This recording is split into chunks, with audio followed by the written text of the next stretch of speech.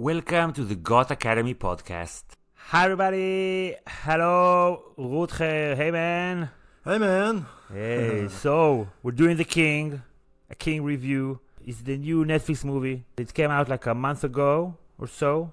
Made a splash and wanted to take a historical political take on it. I guess it's a part of the effort of Netflix to make somewhat okay-ish movies, and I think they succeeded pretty well. It's kind of a cool movie, so let's talk about it. Yeah, I think it's better than their regular historical movies, which is why people got interested in it. I think I think it's more than okay. This is Sparta! I love the smell of napalm in the morning. Das war ein Befehl! Der Angriffssteuer war Befehl! What we doing live echoes in eternity. All right, but apart from the sanitation, the medicine, education, wine, public order, irrigation, roads, a fresh water system, and public health, what have the Romans ever done for us? It follows the life of Henry V in England in the 1400s. We're gonna go into the historical detail, but first, it's important to mention that it's not a historical movie At all. and doesn't even pretend to be. It's a take about William Shakespeare a couple of plays. Oh, my fair cousin, if we are marked to die, we are enough to do our country loss. And if to live, the fewer men, the greater share of honor. God's will, I pray thee, wish not one man more. Exactly, yeah. It's actually kind of an adaptation of a cycle of plays that are collectively known as the Henriad, which is about a bunch of these kings in the very late Middle Ages in England. So it's directed by David McCall. It's very dark. The battles are done very well. It's acted extremely well by Timothée Chalamet, who apparently is fluent in French, while Robert Pattinson as the Dauphin, the French Dauphin, he doesn't speak any French, so he has to speak English. Je vous remercie de me recevoir, Votre Majesté. Please speak English. I enjoy to speak English. It is simple and ugly. With a French accent, which was mostly good, but with I noticed a few flaws here and there. But what I was mostly interested in, not mostly, but what struck me first is the question that we talk about often in our podcast about historical movies is, why this movie now? All that we've done for you, we have done for the good of England. But our lands are now more riven with war than ever before. The Scots aren't finished. The Welsh have only just begun. And for what? Why do you think this might be, old man? Who do you imagine might be to blame for this? What triggered David McCall and other executive producers to tell this story now? And what I thought watching this movie is this is Brexit season. The Welsh, they wanna go on a different way. The Scots and the English rule on the island is falling apart. I've only ever hoped for one thing! To see this kingdom united under this English crown! Because of stupid leaders who are looking to separate rather than to find common grounds and do the sensible thing, which is unite and attack the French. Yeah, it's the movie is very English propaganda, though. The story itself, also the original story. Yeah, the original story is such a piece of national propaganda and national consciousness. He that shall see this day and live old age will yearly, on the vigil, feast his neighbours and say, tomorrow is St. Crispin's. Then will he strip his sleeve and show his scars and say, these wounds I had on Crispin's day. Both for the English, but in the actual events of the 100-Year War, also for the French. So the 100 Years' War is like an ongoing on again and off again war between the English and the French. Yeah, so the 100 Years' War is this really significant sequence of events where basically the world starts out as being totally feudal, and there wasn't really national states and national consciousness. Yeah. There was just different dynasties fighting against each other. Yeah, you had French-speaking English kings for centuries. Oh yeah, at the beginning of the war, these kings actually spoke French, and a lot of their possessions, and the most valuable ones, were in France, right around Anjou. And then as the war progresses, then both sides kind of develop this national consciousness, and there's these significant events, battles, and the appearance of people like Joan of Arc, Jeanne d'Arc, who are really catalysts in this formation of these national consciousness in opposition to each other as well. Yeah, which always helps to form national sentiments. Yeah, completely. Yeah. But it's who are really the bad guys here? Like, you have to wonder because, like the English, they spoilers. First of all, spoilers. If you haven't watched the movie, we're going to talk also about the conclusion of the movie. Go ahead. Yeah, like the English like to portray themselves here as like a plucky little England. And against these old-fashioned armies of knights, and this is just like the common people with the bows and arrows, and they win, and isn't this a victory for the new age, like this new era after the feudal age? Like, what were the English doing there? They were in France, first of all, like this was an offensive war on their side, and then when they win the battle, they execute all the prisoners. A massive war crime, which was totally unconscionable, especially at that time. And it's just sort of glossed over. Like it's the English are the heroes here, when in fact they are the war criminals, for sure. You think it's glossed over? I was like surprised that there was this turn with Henry V. Hail the king. Hail King Henry. Hail the king. My liege, the prisoners we have took are a rabble. I fear we will not secure them should their army regroup. Kill them all. He thinks, and we think, that he's a just guy, and he's portrayed as a just, simple person who is totally anti-war. And the reason that he thinks he goes to war, basically at the end he finds out that it was a bogus reason, and it was a war orchestrated behind the scenes in order to help him consolidate his power, because they thought maybe he was a weak king and wouldn't be able to hold the realm together under this war. Afraid I don't understand. Please. Sincerely, I do not understand. Stop the fucking charade! Stop it! I have given you what you wanted, boy! Have I not? You wanted peace. Did you not? This is how peace is forged. It is forged in victory. Listen.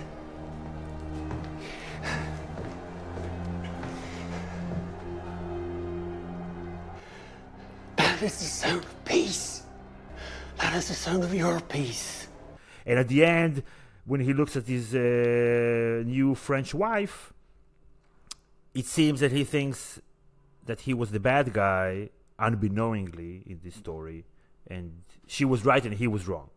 Yeah, that's true. Yeah, no, I agree. No, I mean more in the national consciousness, the idea of all these longbowmen and the two-finger salute that the English still give, the fuck off salute, which was supposed to be a reference to the longbowmen at Agincourt, because the French had supposedly said, okay, we'll cut off the fingers of any of these bowmen that we capture, because then they could never draw the bow again. But then the English won, and so they could give the two-finger salute, supposedly, right? This is a national myth, of course. It's a good story. It's a very good story. Yeah. So another Brexit connection that got me thinking is okay, so first of all, it starts with the United Kingdom, not the United Kingdom, right, but the kingdom falling apart, or the danger of breaking apart at the seams. And then, first of all, the bad guy is Henry IV, right? He's obsessed with war in this story. And when he dies and his son Timothy Chalamet succeeds him, then he receives presents from other parts of Europe. And I was like, okay, this is like to show the European, highlights the European connection, that the European culture and history is intricately, whatever I misspoke, but whatever, linked to each other, and you can't artificially say, no, we have a different path. No, it's all the same. Yeah, and it's a very big world of these connections, right? Because that bird that he gets comes all the way from Constantinople. Yeah. Which is sort of in its final days, isn't it? Like, this period is also really the end of the Middle Ages, and therefore also the end of the East Roman Empire, right? The year that the 100 Years' War ends, 1453, is the year that Constantinople is sacked. Yeah. Actually, same year. Wow, okay. Yeah, so this is like the end of the era, and we get the movie, the way it goes, like the narrative, most of the movie is that, as you said, it's like the new world. But at the end, he realizes that maybe he's not as hateful as his father, like from his basic instincts, but the actions and the results are the same. Just death for no good reason. Do you feel a sense of achievement? In what regard? In any regard. I have achieved that which my father never could. I have united this kingdom in common cause. You have achieved momentary respite. A unity forged under false pretense will never be a unity that prevails. How, pray, have my endeavors been forged falsely? Why did you bring war to France? Your father came on spoiling. He sent an assassin. There was no assassin. There was no plot to kill you. Now I'm stuck with this information. I have nothing left to do but go on. And maybe you want to contrast that take about Henry V versus the historical take, which makes him out to seem more warlike than is portrayed in this play and then movie. Oh yeah, completely. In fact, they were the aggressors. And the French were just being French and having more legitimate claims to France. But because the Angevins still had some possessions over there, they thought it was a good idea to basically invade and try to expand their territory and try to prevent the House of Valois to keep being the kings of France, right? And so, but the English are not more like worse than the French. 1066, the Normans come over. It's like, as you said, like there's no national consciousness yet, so it's not like inherently wrong to invade another sovereign state. It's like just like the 1% is playing with each other. You win one time, and then at the end there's a powerful speech by the French king who says, like, to your point about the 100 Years' War, this is just like a battle. We're gonna fight some more, and then some more. And then some more and some more, and it's it's not about like nation states attacking each other, but the part that is just in technical terms illegitimate, and it actually kind of comes up in the movie, is just about who has the right to be the king here. And they bring up also these old laws of the Salian, Frankish laws about who gets to become the king if there's not a son. And one of the bishops, the one who's sort of lisping, right, he tries to make this legal argument, and actually the legal argument is just kind of weak also for the English side. Yeah, like and he's told by his wife, your father's rule is illegitimate. He has no right claim to his throne. All monarchy is illegitimate. You yourself are the son of a usurper. It would seem that you have no explanation for what you have done. You have shed the blood of so many Christian souls, and yet before me now all I see is a young and vain and foolish man, so easily riled, so easily beguiled. They also say at some point, I guess this is kind of a tie-in back to our King Arthur story, right? At some point they also say, well, all monarchy is illegitimate, right? They're all usurpers in the end, right? Yeah. Someone had to usurp someone. Yeah. So I was, again, to your earlier point about the end of an era, like no king in this period in this movie looks like the kings that we know in our imagination when we think about kings. Like the courts are just like bare. There's no courtroom. There's no like a royal garb. Nothing festive or exuberant. It's just like it's all very muddy and dirty and simple. This is like Europe at the time, right before, like a century later, it's already all over the world. Yeah, these are the warrior kings who have their armies of knights, right? And that era is also coming to an end. And the English are a little bit quicker with that than the French. Like it used to be for many centuries that the king kind of musters an army of knights, and they all put on their armor and they get on their horses and they charge. And by the end of the 100 Years' War, that's all over, because now there's firearms, there's pikemen who just normal guys with pointed sticks who just poke you from your horse and then just club you to death. And it's that whole romantic era of the chivalry that ends. That is ending in this period. Very interesting. So another thing that got me thinking in the movie is that how can you be a king or a ruler, for that matter, and not be paranoid? Like paranoia is very relevant now in politics. We have Donald Trump here in Israel, the newly indicted Prime Minister Benjamin Netanyahu. They're all paranoid. You have Putin, Erdogan, and like I felt that I was being paranoid about before Henry V was. I was like, something must be fishy here. Why is he trusting all these people? Who here is plotting against him in one way or another? I've been forced to rely upon the counsel of men whose loyalty I question every waking moment. I need men around me I can trust. I'm here because you are my friend. King has no friends.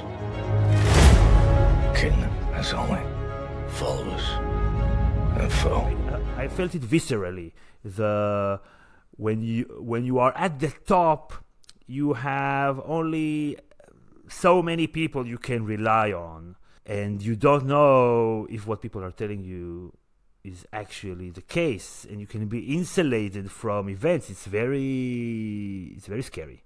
Yeah, maybe that's also a transition that in the previous centuries, the whole Middle Ages, the power base that the kings relied on were these noblemen, and then down the pyramid. And their lands and all. And with their lands, and they had sort of these chivalric oaths of allegiance to the king, and there was this kind of naive and probably very religious kind of loyalty to it. But what's also shifting is that this war is to a large extent actually economic and not also about land ownership, but also about other things that are starting to appear, just more trade and industry. Go on. And well, this is not something that you see in the movie here, but actually what was happening was that England at the time was kind of a third world country in the sense that they were producing wool, the sheep, especially kind of in the north of England, and they were exporting it to the Low Countries, so especially to Flanders. And this export was super, super, super important for all of England.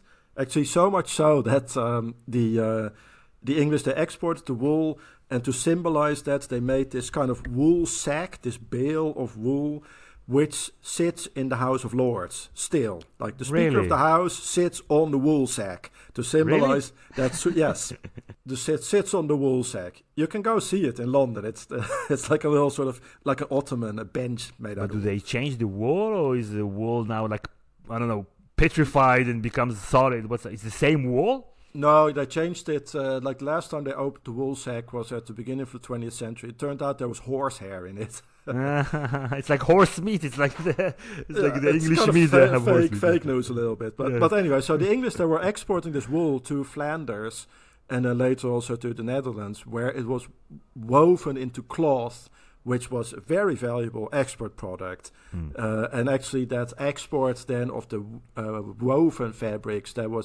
had a monopoly in the Hanseatic League, so all through Northern Europe.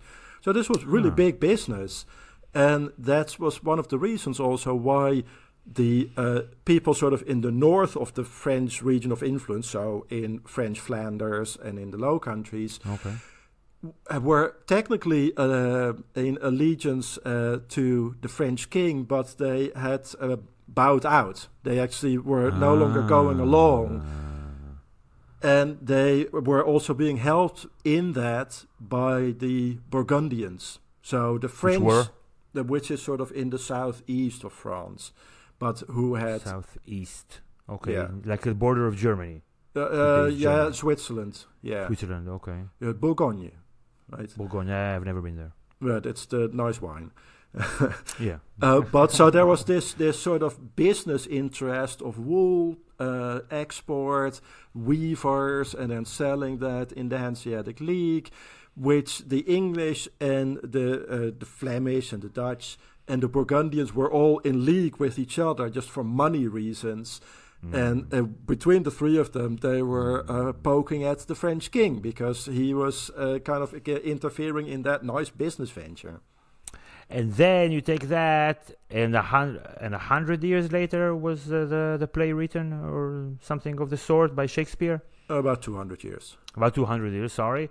It becomes a story about Englishness with a very famous speech, which I thought was done very well. It was changed from the original speech. Old men forget, yet all shall be forgot, but he'll remember with advantages what feats he did that day.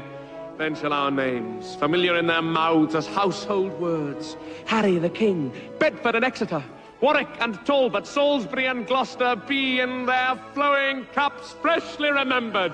This story shall the good man teach his son, and Crispian shall ne'er go by from this day to the ending of the world. All men are born to die, we know it. We carry it with us always. If your day be today, so be it. Mine will be tomorrow. Or mine today and yours tomorrow, it matters not. What matters is that you know in your hearts that today you are that kingdom united. You are England. Each and every one of you. England is you. And it is the space between you. Fight not for yourselves. Fight for that space. Fill that space. Make it tissue. Make it mass. Make it impenetrable. Make it yours. Make it England. Make it England. But it speaks of like the Englishness of all Englishness. And this is just another, like the 1 billionth example of how nation states just create a new story out of wool, not of cloth, and just invent whatever, just like cherry pick events and put them in a different order with a different context, just for new political reasons. And as the politics change, then you just change the story a little bit. This is just the story of the human race. We're going to talk about it in our Jesus podcast. It's the same with the religious stories. And it's still weird that people feel so strongly connected to their national stories, which are all invented in some way or another. Yeah, it's totally invented. The motives were completely different from how Shakespeare presents it. But of course, because he was such a great writer, it still lives in the collective subconscious, right? Like all these, from this speech, for example, the expression of the happy few, that's from the speech at Azincourt, and the expression of a band of brothers. That's from that speech. That's from that speech? Yeah, that's from that speech. And it's all just made up by, a very talented poet a couple of centuries later. But it's still, it works, That's how these stories get implanted in our heads by good writers, right? And he couldn't write the story more realistically because then it wouldn't work. Nobody would be interested in that story. You have to cater to your audience. And maybe a little bit about the battle. So the battle, right, as portrayed in the movie, and from what I read, it's pretty realistic that they were the few, and they realized that they couldn't beat the French in a regular battle because partly because they were in France and they were more French, better armed, had better food, whatever, better rations and all that. So it rained the day before, and they used the mud to get the horses stuck there, and the heavy French knights stuck, and the David beat the Goliath in a important historical battle.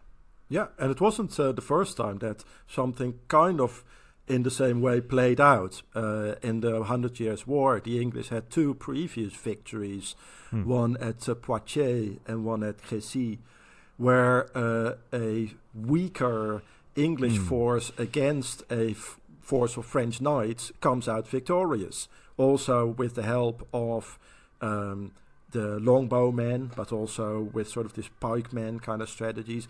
And actually, that's not even the first instance of these, because the Flemish, a little bit before that, also beat a French knight's army, also on foot with pikemen. So this whole that strategy of going on horseback, that was no longer working, right? And the French took a while to learn that. Yeah. Also, now that you're talking about all of these French losses, so I think that in some ways, maybe, what do you think about it? That the portrayal by Robert Pattinson of the Dauphin, whatever, the youngest stupid son of the French king, he was a little bit stereotypically French. Yeah. In the way that he was obnoxious and pretentious and then weak, which is kind of not in line with French history at the time. They were super warrior-like and fighting all the time and winning their fair share of battles and wars. Yeah. No, I mean, I guess one thing that we have to do in this podcast is, for once, we have to stand with France and stand for France, because this was despicable anti-French propaganda. The Dauphin, which is it's the crown prince in the old French monarchy, right? So it's kind of like the Prince of Wales in England. The Dauphin is... Yeah, he's really depicted in this stereotypical French way. I guess you can almost smell the garlic on his breath. Yeah. I'll drain your body of its blood and bury it under a tree. A little French tree. Very young, very small. Just perchance that is fitting of your mind for you to come here. Small. And maybe your balls must be big, no? Giant balls. Giant balls with a tiny cock.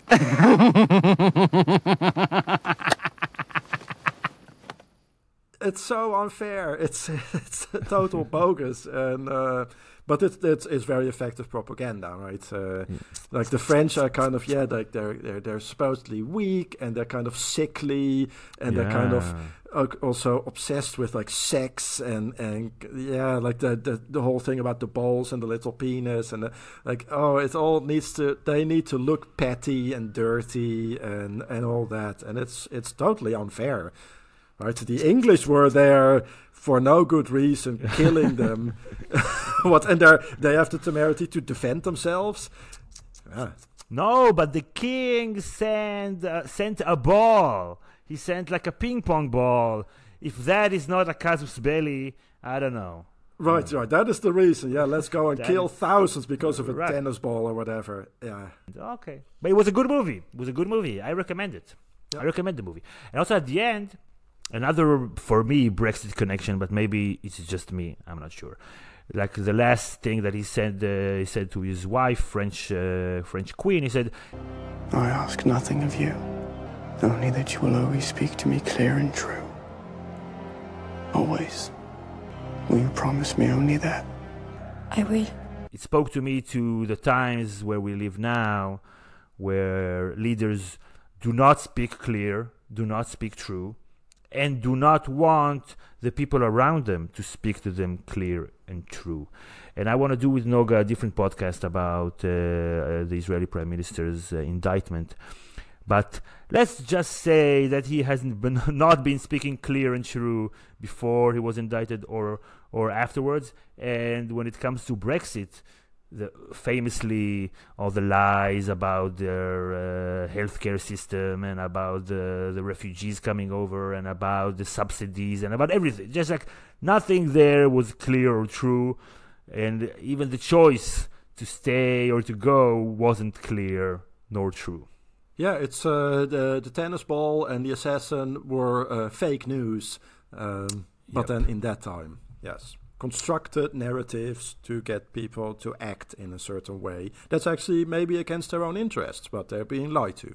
So yeah, but then at the end, now nobody will say anything bad about Henry V after he won all those wars and was covered with glory, and now he will rule for 11 years. It's not even that important. It's just a guy in a long line of guys who fought, killed, then died from some malady. Yeah, in some way, yes, but in other ways, it's really a turning point in these national identities, right? So, like Henry IV, his dad was the first king to speak English, and from then on they speak English, and there's this more national identity, also because of this war, which is no longer about knights' armies and feudal interests, but it's the interests of masses of people and economic interests and national narratives. And from both sides, I mean, the French on the other side also developed much more of really a national consciousness beyond just the dynastic interests of the kings, but these inspirational figures that are from the people, right, like the Jeanne d'Arc and so on. And so by the end, when it's all over, then both of these identities have kind of coalesced into this national idea as opposed to these dynastic ideas. They're more. They're entering into a more populist age. Totally. Which also mirrors our current age, which might be another trigger, either consciously or subconsciously, for people to pick up and work on this movie and put all this energy and money into this movie, and this movie also resonating with the audience, either consciously or subconsciously. Okay. Do you have anything else you want to add before we wrap it up? Well, maybe just to place it kind of in context of our other podcasts. Like the basis of the conflict is kind of laid at the time of Richard I, Cœur de Lion, right? Who is like one of those really Angevin kings, French-speaking. We talked about him, right? Yeah, we talked about him in the context of Robin Hood. So he's like about maybe like 200 years before, and that's the start of this situation where they have about equal amounts of possessions, both in what is now France and in what is now English, and they're sort of straddling this series of possessions, which are now called the Angevin Empire, which is not something that they said at the time. Okay, so Richard, is he a descendant of the Normans, or is he of the Lancasters or one of those houses? He is a descendant of the Normans. He is in the house of the Plantagenets, Plantagenet. Okay. And then these other houses, the houses of York and Lancaster, are actually kind of cadet branches that also still descend from that. But then really far removed, and by then they are completely anglicized. But they all descend from that, though. And so that is like the sort of the prelude to this. And then the other podcast where it kind of picks up is, in the final years of the 100 Years' War, which ends in 1453, a couple of years before that, Lorenzo de' Medici is born.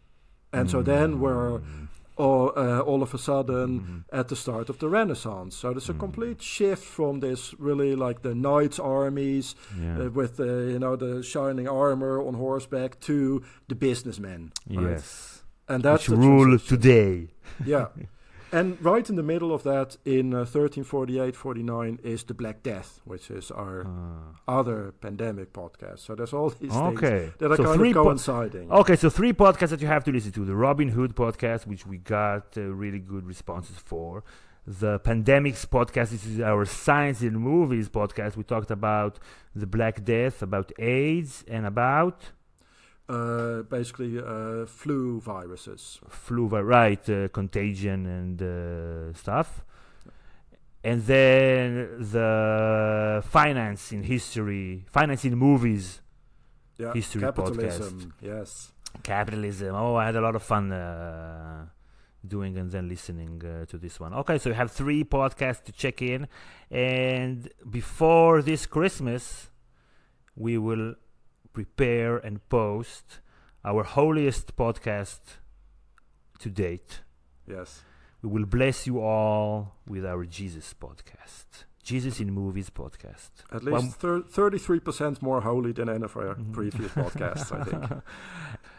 So how are we going to tackle this issue? We're going to talk about The Life of Brian, the Monty Python historical biopic. And then the Passion of Christ, the Mel Gibson most horrible movie ever made that I've ever watched in my life. Yes. Just the most horrible movie I've ever watched. Yep. I can't think of any of a worse movie. No.